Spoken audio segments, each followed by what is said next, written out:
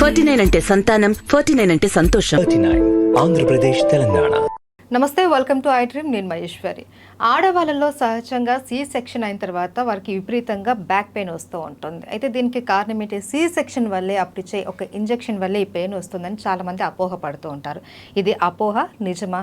దీని గురించి క్లారిటీ ఇవ్వడానికి మనతో పాటు ఉన్నారు ఏఏజీ హాస్పిటల్ నుంచి ప్రముఖ ortho spine surgeon doctor Kalyan Kumar Varma గారు. మరి వారితో మాట్లాడదాం. ఈయన ఢిల్లీలో FNB ద్వారా డిగ్రీ పట్టా పొందారు. అలాగే జర్మనీ, కొరియా దేశాలలో స్పైన్ సర్జరీకి సంబంధించి స్పెషల్ ఎక్విప్మెంట్లో ట్రైనింగ్ కూడా తీసుకున్నారు. మరి ఇప్పుడు వారితో మాట్లాడదాం. నమస్తే సార్. నమస్తే సార్. ఆఫ్టర్ డెలివరీ తర్వాత కొంతమంది ఆడవాళ్ళలో, కొంతమంది గారు ఆల్మోస్ట్ చాలా మందిలో ఈ బ్యాక్ పెయిన్ అనేది రెగ్యులర్గా వినిపించేటటువంటి ప్రాబ్లం. అండ్ కొంతమంది సి సెక్షన్ తర్వాత ఎక్కువ ఫేస్ చేస్తూ ఉంటారు. ఈవెన్ వాళ్ళు కొన్ని పనులు కూడా చేసుకోలేకపోతూ ఉంటారు. అంటే ఈ సి సెక్షన్లో వాడే ఒక ఇంజెక్షన్ వల్ల అనేసి అనుకుంటూ ఉంటారు. అది అపోహ నిజమా? సో యూజువల్గా మనకి ఈ సి సెక్షన్ చేసినప్పుడు ఏంటంటే స్పైనల్ అనెస్థీషియాలో చేస్తారు. అంటే వెన్నుపూసలో ఒక ప్లేస్లో మత్తు ఇవ్వడం జరుగుతూ ఉంటుంది. సో ఎక్కువ శాతం మంది ఆపరేషన్ తర్వాతనే నాకు నొప్పులు మొదలైనవి, ఆ ఇంజెక్షన్ వల్లనే వచ్చింది అనేది చాలామంది నమ్ముతూ ఉంటారు అండ్ మా దగ్గర కూడా ఎక్స్ప్రెస్ చేస్తూ ఉంటారు. బట్ మనం స్టడీస్ కనుక చూసుకున్నట్లయితే దానివల్ల మనకి అంత పర్సిస్టెంట్ బ్యాక్ పెయిన్స్ అనేవి ఉండే ఛాన్సులు అనేవి తక్కువ. సో పర్టికులర్గా మనకి ఈ డెలివరీస్ అప్పుడు ఏమవుతుందంటే మీ డెలివరీ ఫెసిలిటేట్ చేయడానికి ఆక్సిటోసిన్ అనే హార్మోన్ అనేది రిలీజ్ అవుతూ ఉంటుంది. అంటే పెల్విస్ని లూజ్ చేయడానికి, పర్టికులర్గా ఆ పెల్విస్కి స్పైన్కి మధ్యలో ఉండే జాయింట్స్, ఎస్ఏ జాయింట్స్ అంటాము, ముందు పక్కన కూడా జాయింట్ ప్యూబీస్ అంటాము, ఆ జాయింట్స్ని లూజ్ చేయడానికి ఈ హార్మోన్ అనేది ఉపయోగపడుతుంది, డెలివరీని ఫెసిలిటేట్ చేయడానికి. సో ఆ హార్మోనల్ చేంజెస్ వల్ల ఏంటంటే బాడీలో జాయింట్స్ కానీ మజిల్స్ కానీ లూజ్ అవుతుంటాయి డెలివరీస్ ఆ టైంలో.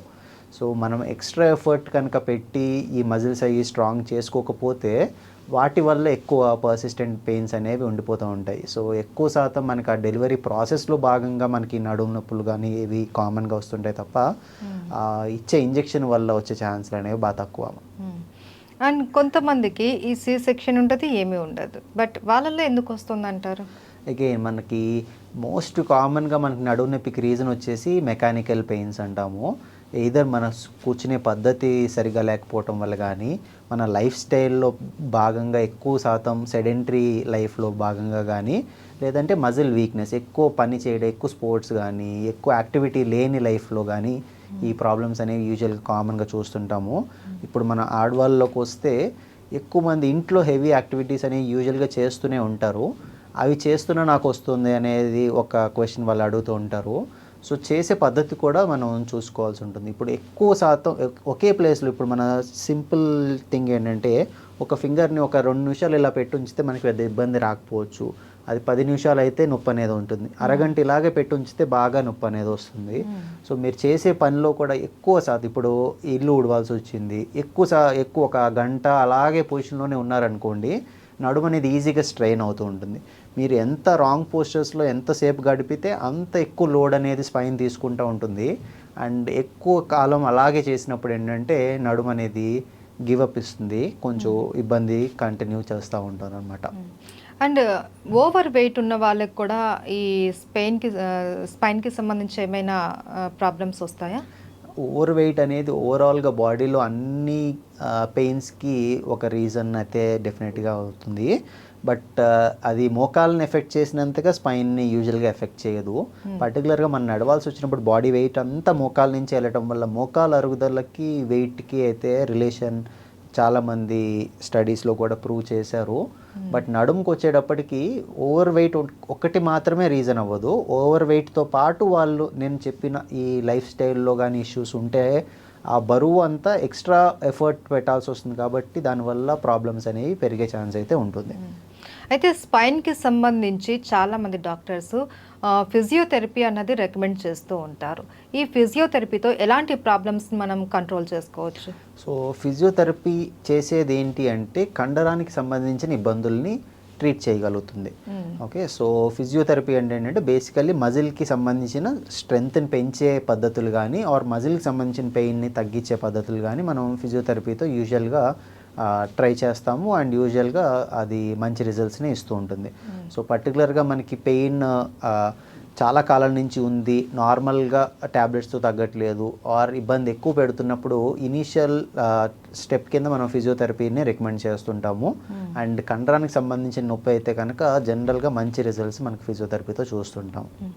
అయితే సార్, ఒక పేషెంట్ని నీకు మజిల్లో పెయిన్ వస్తుందా లేకపోతే బోన్లో వస్తుందా అని అంటే చెప్పలేకపోతారు, వాళ్ళు ఐడెంటిఫై చేయలేకపోతారు. నాకు తెలియదండి అని అంటారు. సో దాన్ని మీరు ఎలా ఐడెంటిఫై చేస్తారు? అది పేషెంట్స్కే కాదమ్మా, అప్పుడప్పుడు మనకి డాక్టర్స్ కూడా అది కష్టం అవుతుంది. సో మీకు మిగతా ఏరియాస్కి స్పైన్కి మెయిన్ డిఫరెన్స్ వచ్చేసి మనకి స్పైన్లో స్ట్రక్చర్స్ అనేవి చాలా చిన్న చిన్నవి ఉంటాయి. ఇప్పుడు మనకి స్పైన్లో జాయింట్లు కూడా చాలా చిన్నవి ఉంటాయి, నరాలు కూడా చాలా చిన్నవి ఉంటాయి.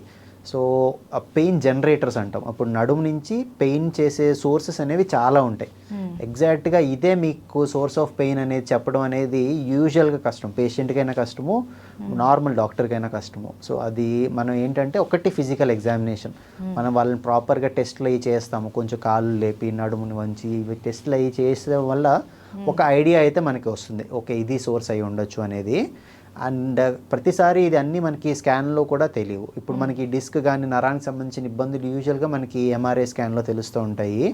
ఇంకొక కామన్ సోర్స్ వచ్చేసి ఇన్స్టెబిలిటీ అంట, ఎముకలు ఎక్కువ కదలటం వల్ల మనకి కూడా ప్రాబ్లం వస్తుంది. అలాంటి వాళ్ళు అప్పుడప్పుడు ఎంఆర్ఐ నార్మల్గా ఉన్న ఎక్స్రే, డైనమిక్ ఎక్స్రేస్ అని ముందు కొంచెం వెనక్కి కొంచెం యూజువల్గా మనం ఎక్స్రేస్ చేస్తాము. అవి చేసినప్పుడు ఎముక ఎక్కువ కదులుతున్నా కానీ అది ఒక సోర్స్ ఆఫ్ పెయిన్ అవుతుంది. ఇవి మనకి స్కానుల్లో తెలిసేవి. అప్పుడప్పుడు మనకి కొన్ని రకాల ప్రాబ్లమ్స్ మనకి స్కానుల్లో కూడా తెలియవు, అండ్ ఎగ్జామినేషన్లో కూడా చెప్పడం కష్టం అవుతుంది. సో ఇలాంటప్పుడు ఏంటంటే మనం డయాగ్నోస్టిక్ ఇంజెక్షన్స్ అని చేస్తుంటాం అనమాట.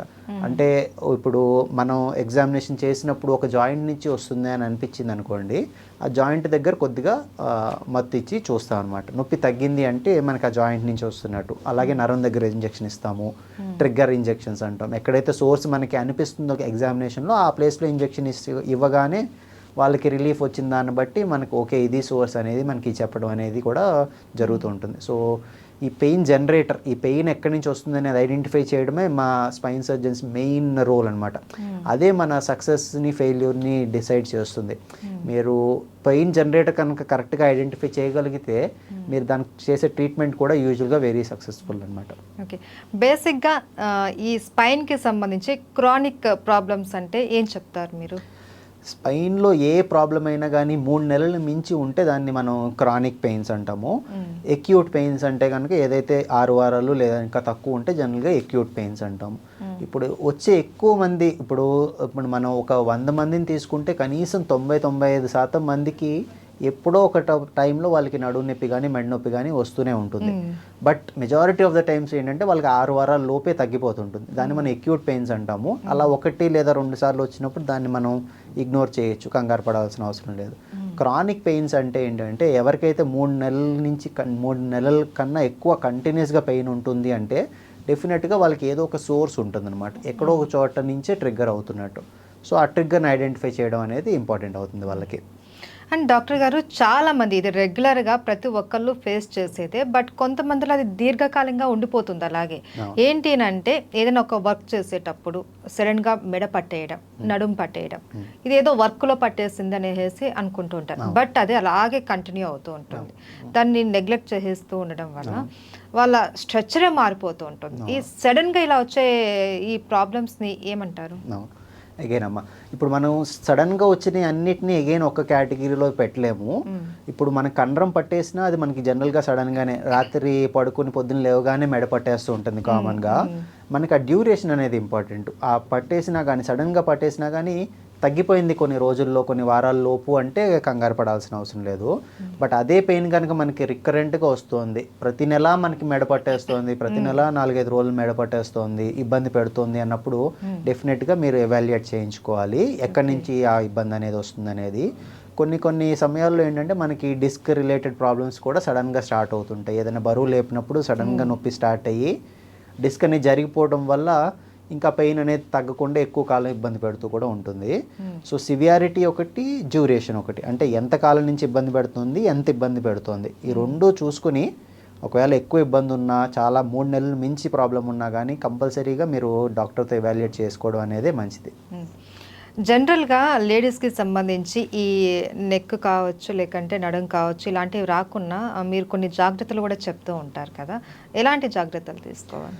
ఇప్పుడు లేడీస్లో ఒకటి నేను చెప్పిన మెకానికల్ పెయిన్స్ అమ్మ, మన పోస్చర్స్ సరిగ్గా చూసుకోవడం, ఇవన్నీ లేడీస్కి కానీ జెంట్స్కి కానీ అందరికీ కామన్గా చేసేవే.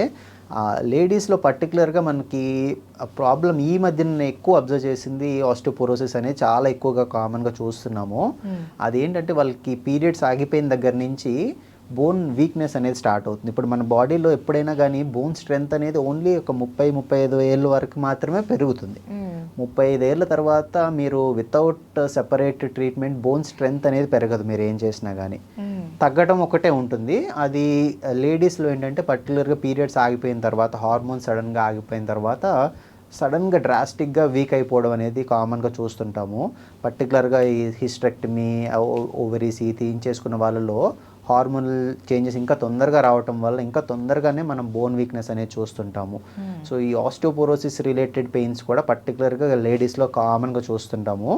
అది కాకుండా కొన్ని రకాల విటమిన్ డెఫిషియన్సీస్, వీటి వల్ల కూడా మనకి ఆస్టియోపోరోసిస్ అనేది కామన్గా చూస్తుంటాం. Right, thank you so much doctor గారు. నమస్తే అమ్మా.